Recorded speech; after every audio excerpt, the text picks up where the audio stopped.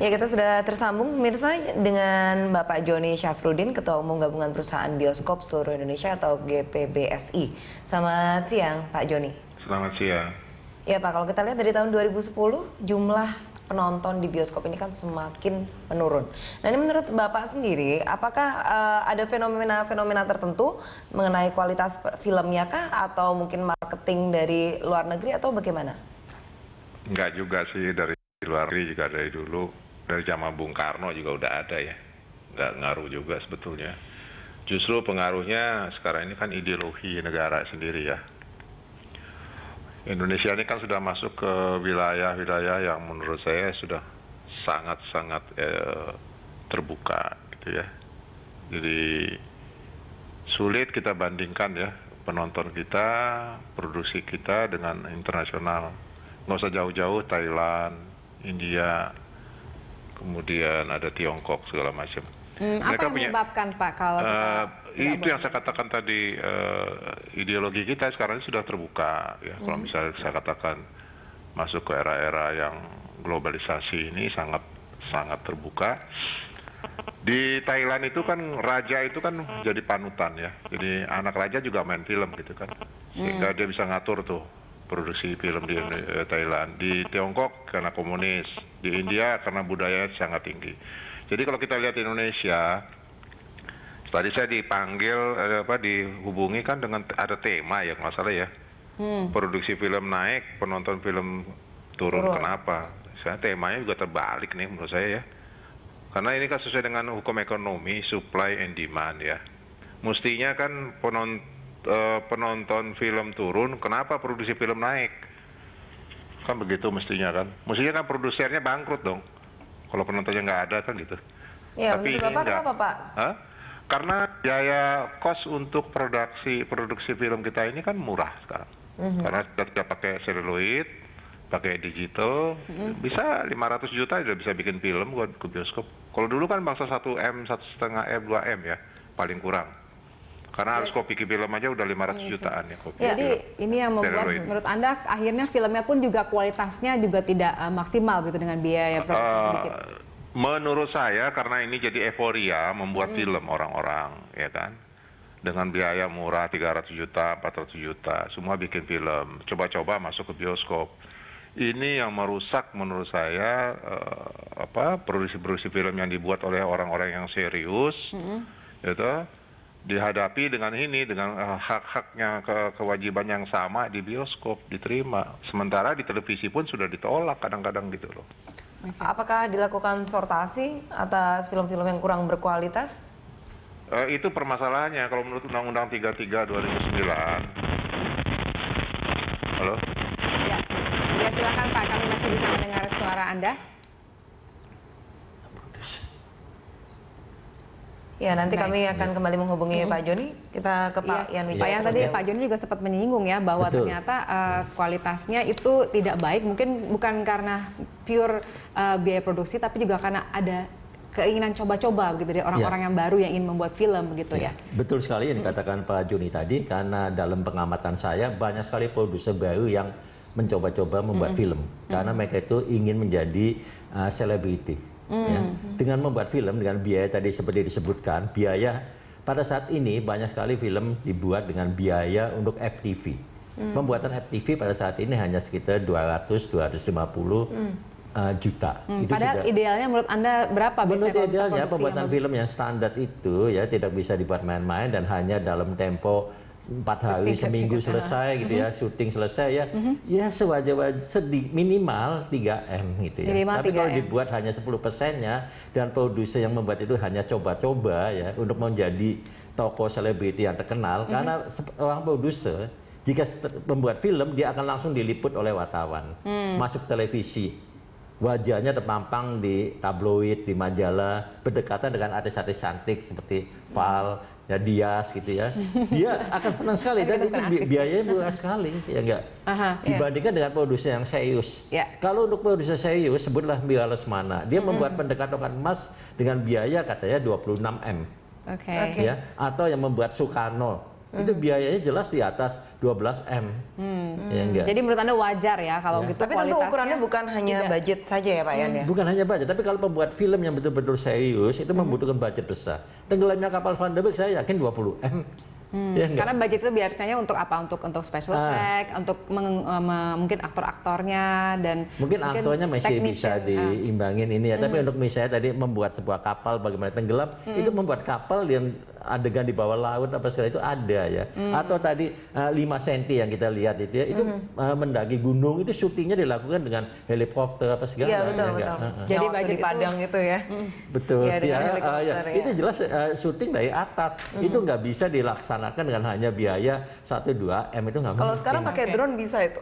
Iya Pak, ya pakai drone pun heli kecil itu ya. Tapi mungkin kualitasnya mungkin berbeda ya dengan syuting Berbeda. langsung dengan Iya, menggunakan iya. drone. Oke, Nah, pasti kita ke akan Pak. jauh lebih Baik, bagus. kita ke Pak Joni lagi nih. Pak Joni Iya. terputus.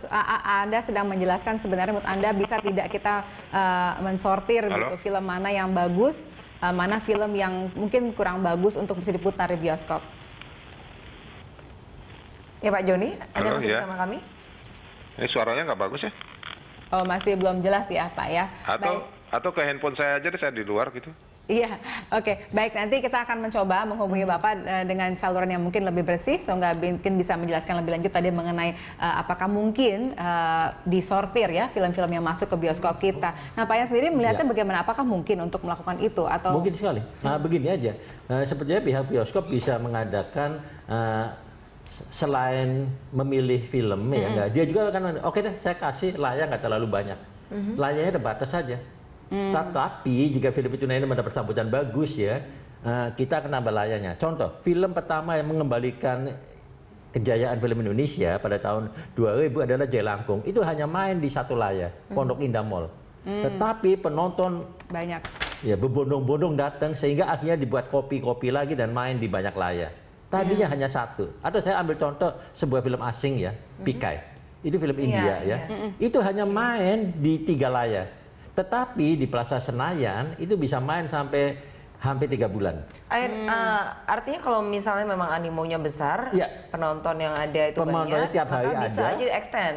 Ya, Ya, tapi gimana caranya mensortir, Pak? Kan filmnya belum putar gitu. Jadi iya. gimana caranya kemudian si produsen ini atau misalnya bioskop menyeleksinya? sebetulnya nggak bisa disortir karena sebuah film jika telah lolos sensor, ya mendapatkan surat tanda lolos sensor itu bioskop harus menayangkannya. Iya. Tapi soal berapa lama tayang, nah itu yang jadi masalah. Apakah hanya 3 hari atau 3 minggu? Ya. Biasanya film Indonesia itu ditayangkan mulai Kamis. Ya, Kamis lalu Jumat, Sabtu, Minggu. Penonton pada Jumat, Sabtu, Minggu itu bagus sekali karena banyak yang weekend ke bioskop, datang ke bioskop untuk menonton film ya. Tetapi pada hari Senin atau Selasa pada saat penontonnya turun biasanya filmnya kalau nggak laku dan penontonnya nihil ya, langsung mau nggak mau dikeluarkan dari bioskop. Jadi beberapa film Indonesia walaupun Senin, Selasa, Rabu, saya ambil contoh terakhir film Toba Dreams. Ya, Iya, Toba itu Dreams. penontonnya sampai hari ini sudah 2 bulan masih tetap main, khususnya di Medan, di bioskop Hermes itu ya karena memang itu film Toba Dream ya, jadi orang jadi Batak orang banyak banyak nonton. Ya kan?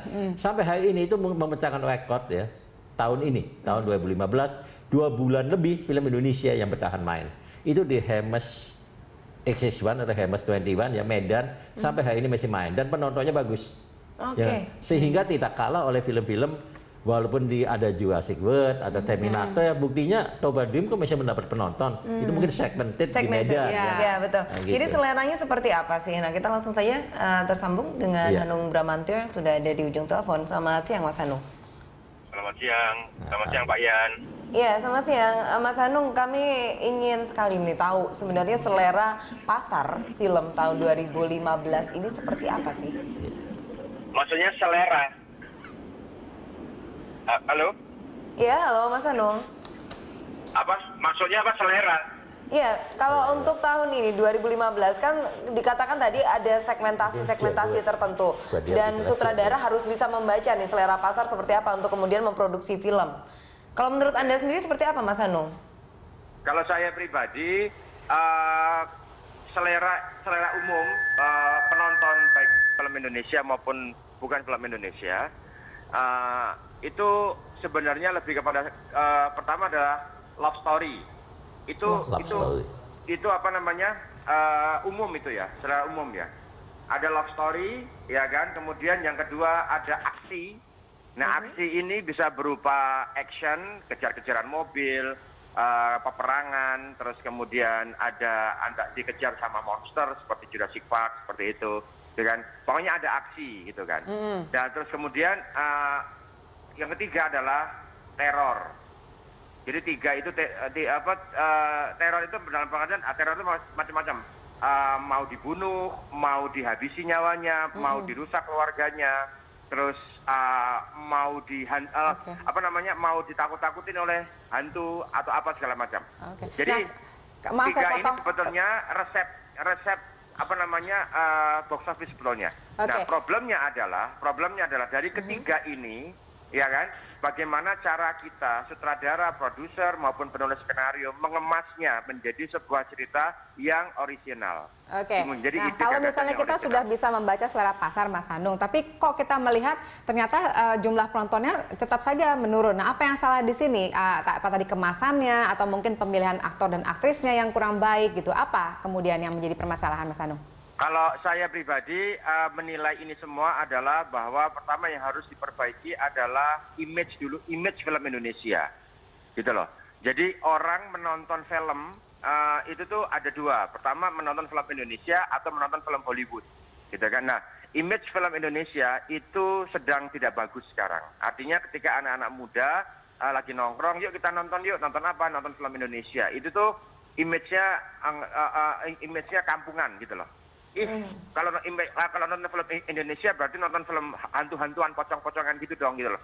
Seolah-olah image itu tidak pernah hilang. Nah, bagaimana cara memperbaiki image itu? Ya, tidak ada yang lain kecuali adalah kita harus selalu menciptakan inovasi-inovasi baru, gagasan-gagasan baru, ide-ide baru. Saya pikir cuma itu. Dan kemudian didukung oleh dua hal. Pertama didukung oleh produser yang mempromosikan, ya, produser yang mempromosikan filmnya secara masif, dan didukung juga oleh etalase kita, didukung oleh bioskop juga. Dalam rangka memasang atribut-atribut promosi di gedung bioskop mereka, gitu loh. Karena misalnya kalau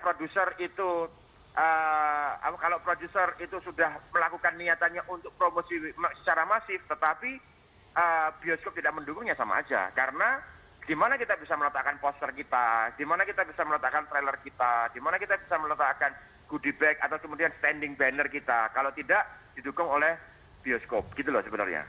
Oke, Mas Hanung, terima kasih sudah bergabung bersama kami. Ya. Ya, Pak Ian. Ya.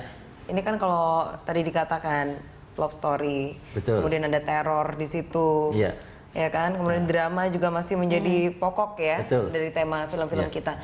Kenapa ya kok tidak berani membuat film yang teknologinya tinggi itu? Memang tinggi sekali Ada. budgetnya itu bagaimana? Nanti kita bicarakan ya, Iya. Pak Ian, ya, setelah yang satu ini. Iya. Ya, bisa tetap bersama kami masih akan kembali usai jeda berikut.